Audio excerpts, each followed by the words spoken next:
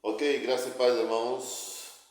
Nós estávamos falando, anteriormente sobre portas abertas e portas fechadas. E vimos assim que as portas fechadas foram para a incredulidade, né? Jesus, na sua terra natal, praticamente não fez nada, pouco milagre, porque a turma, até seus próprios familiares, tinha em mente a incredulidade e não criam na palavra de Jesus, né? Jesus como Messias, como Salvador.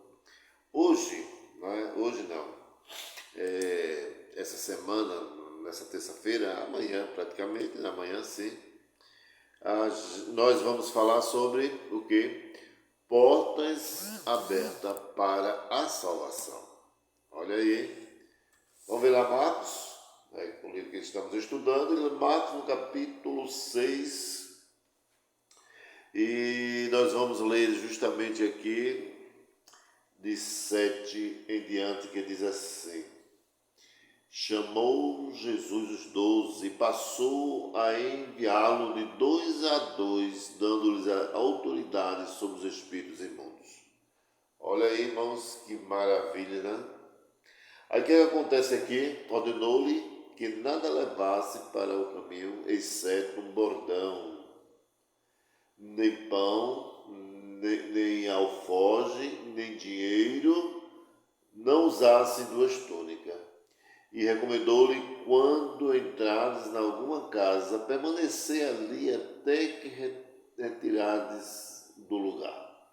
Se em algum lugar não vos receberem, nem vos ouvirem, ao sair dali, sacudiu o pó dos pés em testemunho contra eles.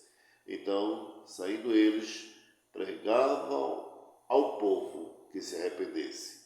Expeliam muitos demônios e curavam numerosos enfermos, ungido com óleo.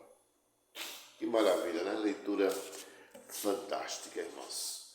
Olha, vamos aprender assim, terça-feira agora, sem falta, portas abertas para a salvação. Então, nessa porta aberta, nós queremos destacar, nesse instante, que Jesus amplia o seu ministério comissionando os apóstolos. Ele chamou 12.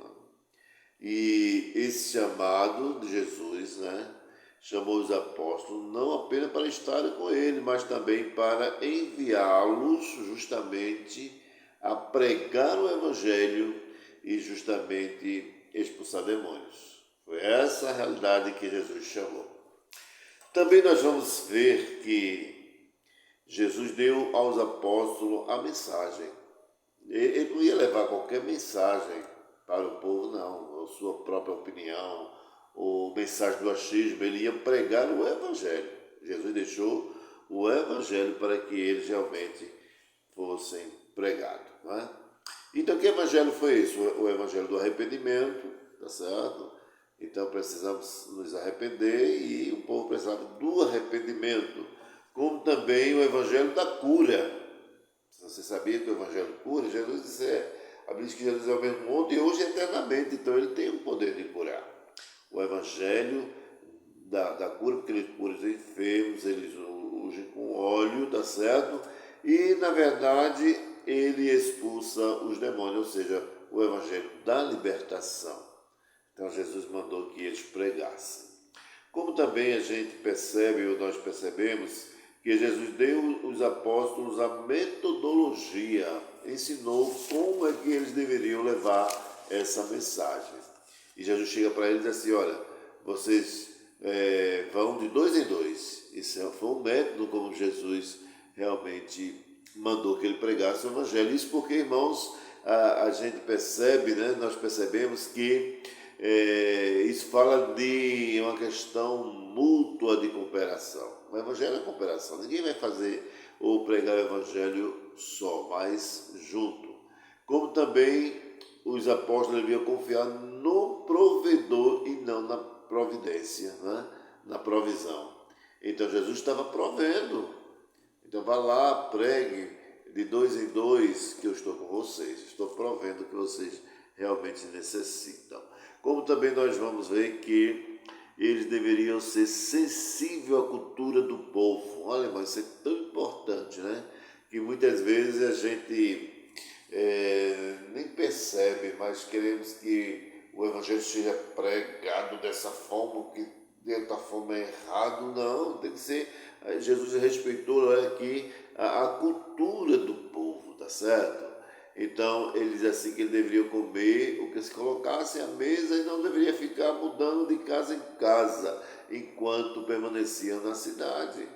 E a gente vê ali que a hospitalidade era um dever sagrado do Oriente. Então, nessa hospitalidade, né, faziam parte a saudação, lavar os pés, oferecer comida, proteger e acompanhar na despedida. Então, o Evangelho deve ser anunciado dentro do contexto cultural do povo. Né? Paulo diz assim, firme de forte para ganhar os fortes, de fraco para com os fracos, para ganhar os fracos. Então, ele acompanhava ali os momentos, a cultura do povo. Olha, irmãos, também nós vemos que Jesus, né, que se deve aproveitar as oportunidades e não forçar as portas fechadas. É isso que Jesus ensina. Tá certo? Muita gente quer que a pessoa se converta a pulso, que o Evangelho a pulso. Não, a gente deve justamente aproveitar as oportunidades. Se tem a oportunidade de falar, fale de Jesus. Então, não force, deixe que o Espírito Santo trabalhe, tá certo? E por fim, né, Jesus alertou sobre o perigo de rejeitar o Evangelho. Ó, irmão, muitas pessoas correm esse perigo, tá certo? Então, os apóstolos deveriam sacudir o pó de suas sandálias, considerando aquele território pagão. Ou seja, a gente pode terminar aqui esse vídeo dizendo assim que não há salvação fora do Evangelho. Ou se crê no Evangelho ou está fora da salvação. Tá certo? Não há salvação onde a palavra de Deus é rejeitada. Não rejeita a palavra de Deus, tá certo? Vamos lá, vamos aprender mais, né? Vamos aprofundar esse assunto. Aonde? Nos PGs, né? Certo? Nessa terça-feira agora. PG mais próximo da tua residência, vai, procura o PG mais próximo, irmãos. Eu tenho certeza que todo esse estudo que nós fazemos, todos, né, os anfitriões, tá certo? Justamente com os facilitadores, estão de braços abertos para trazer esse estudo para a honra e glória do nosso Deus. Posso contar com você? Então, até amanhã no próximo PC, em nome do Senhor Jesus. Amém.